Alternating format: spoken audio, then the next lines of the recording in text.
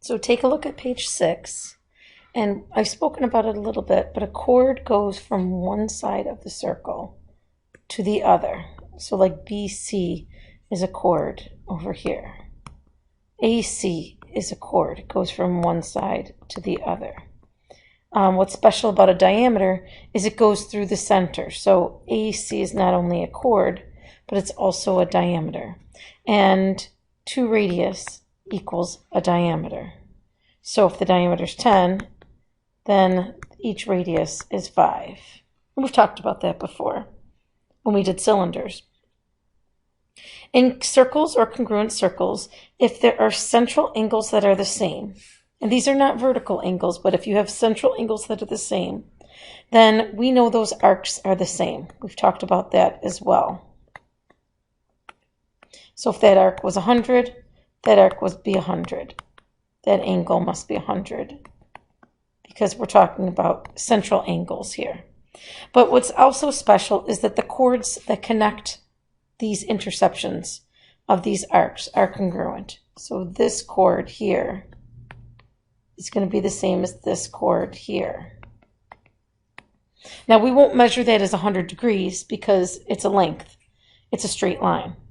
The chords we measure as straight lines, whereas the arcs we can measure them in degrees. And this is the backwards and forwards of it. If you've got 2 arcs the same, then these 2 chords that are connecting them are going to be the same length. Not really the same length as the chord or as the arcs, but same length to each other. And if you were to make these little central angles here, these central angles would also have to be equal.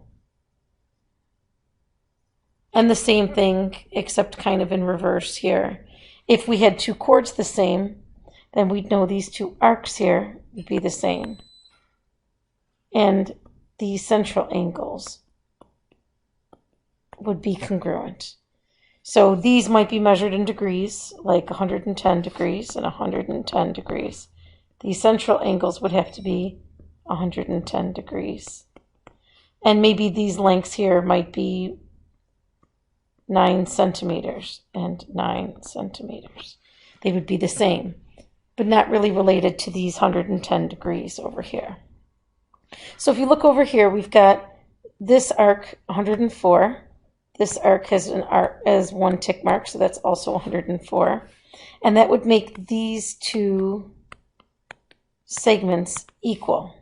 They don't equal 104, they equal each other.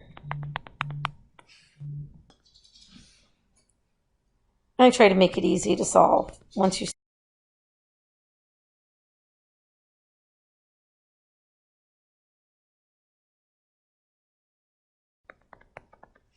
And if we tested it, let's see, 36 minus 4, that would be 32. And 18 plus 14, that would be 32. So we could actually check them in here. That would be 32. That would be 32. Same deal with this one. If we've got these 2 chords that are the same, then we know these arcs are the same. Not that they have to do with 10, but that they're congruent to each other.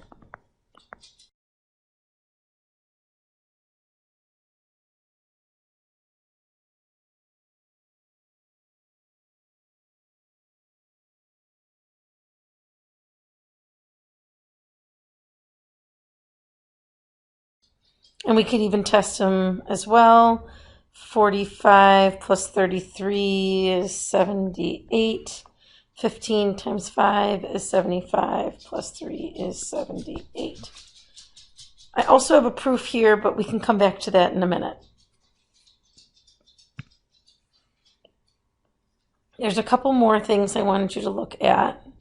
If you have a diameter, which would be this guy right here, going through the center, and a chord, and if they're perpendicular, then that chord gets split into 2 equal pieces, which means its arc gets cut into 2 equal pieces. And this big arc back here gets cut into 2 equal pieces. So you could do the same thing here. If you were to try to make a diameter go right through the middle of this chord and go through the middle of this circle, basically where you can't help it but be perpendicular and cutting it right in the middle. Cutting those arcs, both sides of those arcs. So I gave you an example for number 1 because this gets tricky for students. It's a right angle when we talk about that these are perpendicular to each other. And it also says it's the perpendicular bisector. So if we know that chord is 8 centimeters long, then we can label each one of the parts of the chord as 4 because it's getting split evenly. If you're trying to find EO right here, it seems almost like an impossible task. You know the diameter is 10, so you can figure out that part's 5. And you know this whole part's 5. But what's the part from E to O? So what I want to make sure that you can see is that we can draw in lines whenever we want. If I connect A to O, that's a radius. And if I know the diameter is 10, then that radius is 5. Just like I made that radius 5. We've got a right triangle here where we know 2 sides of the right triangle, we want to find the third. So of course we could do trigonometry, but even easier, we could do the Pythagorean theorem. Now we got to keep one of these A's and B's in. This 5 is the one across from the right angle. So that's got to be our C. And it becomes a little bit easier of a problem than we thought.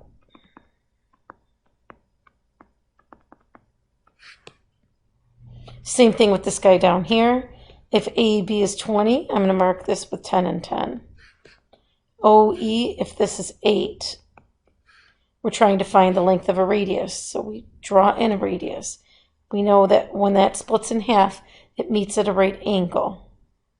So again, it's Pythagorean theorem, except this time I don't believe we know the radius. We're trying to find it.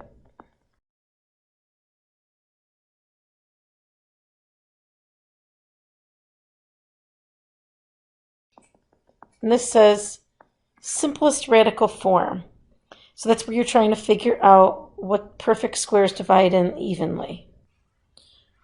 So what I was having you do was jot down 1 times 1, 2 times 2, 3 times 3, 4 times 4, 5 times 5, 6 times 6, 7 times 7, 8 times 8, 9 times 9, and go about halfway. We had a little video on this once before. And work your way backwards. Does 164 divided by 81 work out to a whole number? No. 164 divided by 64, when you divide them, work out to a whole number? No. We can basically keep saying no to these until we get here. 4 goes in 41 times. Square root of 4 is 2. And the square root of 41 we carry down. On the next page, and it will probably be the last one that we'll do,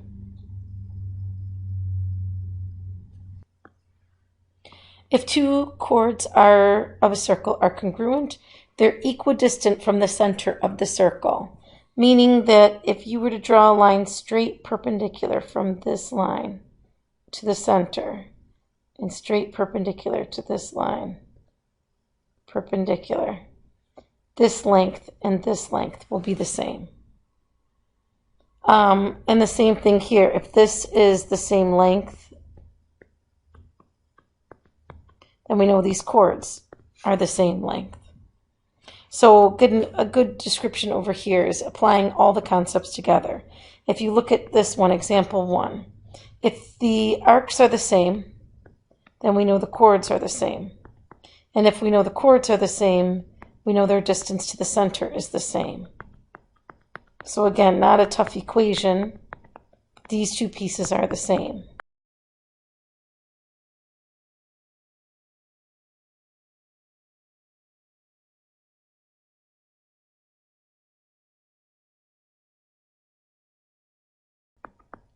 Let's double check and make sure it makes sense. 3 plus 13 is 16, and 6 times 3 is 18, take away 2 is 16 as well. And one other thing I want to leave you with, is if these are parallel lines that are cutting through, the way they enter and cut through this circle are going to be the same distance and the same amount of degrees as the way they leave. So if we see an X on this side, we can make an X on that side because they must be the same distance apart. So this problem, we just need to know that it's 360 degrees all the way around the circle. So 74, 128, X and X would make the 360 degrees. And then we just got to do a little math to be able to get there. So this works out to 202 plus 2x.